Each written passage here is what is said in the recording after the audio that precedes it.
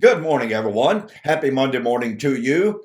Welcome back to Morning Musings. My name is Don K. Preston. I'm the president of Preterist Research Institute of Ardmore, Oklahoma. I really appreciate you being with me. Okay, a little bit of an update. Pardon me. Uh, 2 weeks ago, I produced a video on the rapture because there are hundreds, if not thousands, and perhaps even 10,000, I have no idea, videos on YouTube, X, Instagram, Facebook, blah, blah, blah, assuring us that the rapture is going to be September the 22nd, 23rd, or 24th, 2025. Not only have there been all of these predictions, and I mean, these predictions are people who say the scriptures teach or the Holy Spirit spoke directly to me. And then you have follow-up videos by people who say, I have a confirmatory word from the Holy Spirit.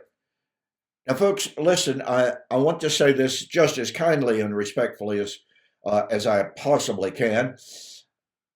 Nothing could more definitively prove that the Holy Spirit has not spoken to say a single one of these individuals. Doesn't matter how sincere they are. Okay? But nothing could prove more definitively that the Holy Spirit has not spoken to these individuals than the fact that the rapture will not be September the 22nd, 23rd, or 24th, 2025. It's not going to happen. I've now produced 2 videos. There will be another one this Friday. Pardon me. On the last video I did this last Friday was, will the rapture be in 2 weeks? It's already received right at, not quite, but right at 2,000 views, in about 2 days. And is continuing to climb. And person after person after person says, boy, Mr. Preston, you are wrong. You don't know the scriptures. Well, here's what I do know, ladies and gentlemen. I have all of these people telling the world, the rapture is at hand. It's coming soon. It's coming shortly. It's coming quickly. It is definitely, without any doubt whatsoever, one fellow posted that this prediction cannot fail. I predict he will disappear, but not in a rapture, or his video will disappear, but because he takes it down. But as I said in my videos, and I want to keep this in front of you, all right? Even if it takes a few moments here. The New Testament writers, and that includes the preacher, prophet, Jesus himself, said his coming, the judgment, was going to be in the 1st century. Now, people tell us, oh, yeah, but Jesus himself said, we don't know the day or the hour. Well, guess what? What we do know is that Jesus said the Father, who knew the day and the hour, was going to send the Holy Spirit to the apostles and guide them into all truth and show them things to come. And we know that those apostles, inspired by the Holy Spirit, inspired by the Holy Spirit, sent by the Father, who knew the day and the hour, inspired those apostles 2,000 years ago to say the coming of the Lord was at hand, coming quickly, coming shortly, coming soon, and without delay. So that gives us this choice. Either the apostles were right, inspired by the Father through the Holy Spirit, who knew the day and the hour, saying it was near 2,000 years ago, or to believe the modern day so-called prophets, nearly all of whom say, no, I'm not a prophet. Well, if the Holy Spirit is speaking through you, then you're a prophet. So either the Bible was wrong to say that it was near then, or these modern day prophets are wrong now to say it's near now. That's the choice of anyone today picking up the mantle and saying, The Holy Spirit has spoken to me, and the rapture will be September 22nd, 23rd, or 24th, 2025. Who are we going to believe? Personally, I'm going to stick with the Bible on this. And folks, this is so absolutely critical. The validity of Jesus himself, the trustworthiness of the Bible itself is at stake here. We have to make our choice. The Bible or these so-called would-be prognosticators saying the Holy Spirit spoke to them. Did the Holy Spirit speak to Paul, to Peter, to James, to John, to Matthew? Once again, if he did, all of these modern day predictors are wrong. Now, here's the question. Time after time after time, these individuals have posted in response to my videos, Mr. Preston, how are you going to feel when the end of September comes and the rapture occurs and you're left behind? How are you going to feel? My response is, how are you going to feel when at the end of September, the rapture has not come? I want to invite any and all who have been making the predictions or who have been listening to, have been followers of those who have made these predictions. When the rapture doesn't occur, September 22nd, 23rd, or 24th, 2025, would you please come be a permanent part of my channel and learn the glorious truth of how God kept his word 2,000 years ago. Now, I've already got a lot of new subscribers. By the way, my goal for this year was 10,500. As of this morning, I'm filming on Sunday morning. As of this morning, I have 10,600 plus. Thank you. Okay. So I've got a lot of new subscribers as a direct result of the videos against the rapture. Join us, will you? Okay, got to move on. We're involved in a study of Israel's feast days. We have gone through all three, of Israel's last 3 feast days. We are currently focused on Shemeni Atzerat. The Feast of Sukkot in the 7th month of Israel's festal calendar was a 7-day feast celebrating God dwelling with them, celebrating the harvest.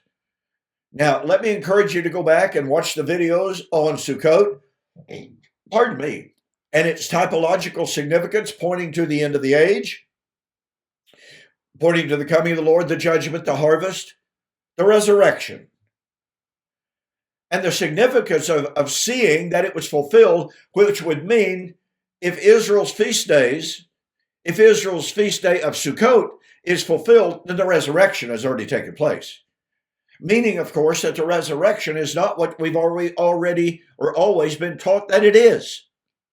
But following the 7th day of Sukkot, pardon me, according to Leviticus chapter 23, there was an additional day.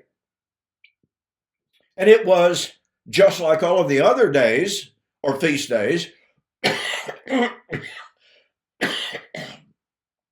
It was a special Sabbath to the Lord on which no work was to be done at all. Now, I have promised myself, I've promised you, that I'm not going to make 200 videos on Shemeni Atzerat. All right? So what I've done, I have compiled, it's like 4 pages of notes taken from the internet, taken from PDFs, taken from commentaries, taken from a variety of different sources that inform us, pardon me, that inform us what the ancient Jews believed and taught about Shemeni Atzerat, what the ancient commentators in Christianity taught about Shemeni Atzerat. And of course, we're going to be looking at the typological significance of Shemeni Atzerat and its typological significance as we look at it in retrospect today. So I've already talked for 10 minutes here. Let me rehearse very, very quickly what the ancient rabbis said about the meaning of Shemeni Atzerat.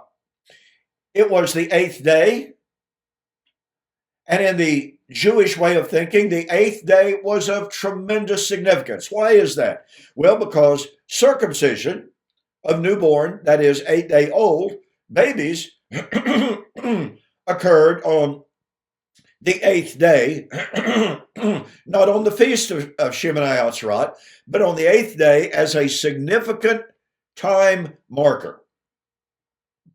And circumcision ushered a boy into the covenant community. The symbolism of that, as I just noted, was covenant inclusion. And as many of the rabbis said, the 8th day suggested a move beyond the natural cycle of the 7-day creation week into a new order of covenant life.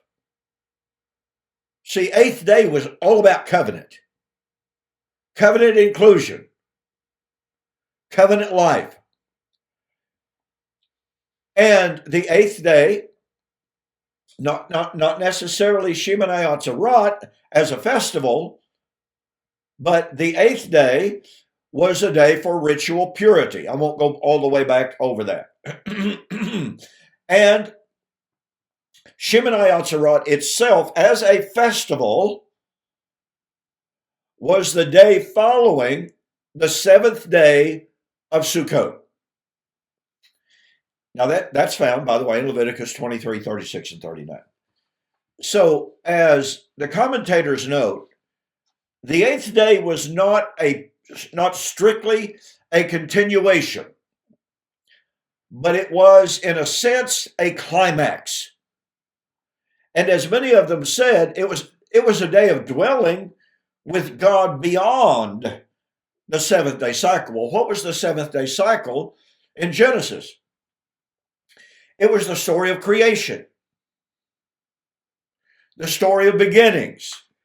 And Shemeni Atzerat was viewed as indicative of, symbolic of, a new creation.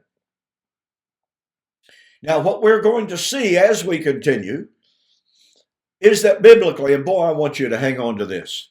I want you to really, really hang on to this.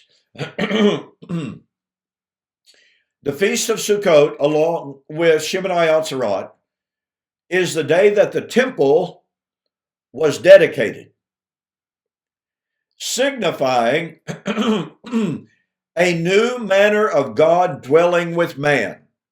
You find this in 1 Kings, chapter 7 and 8.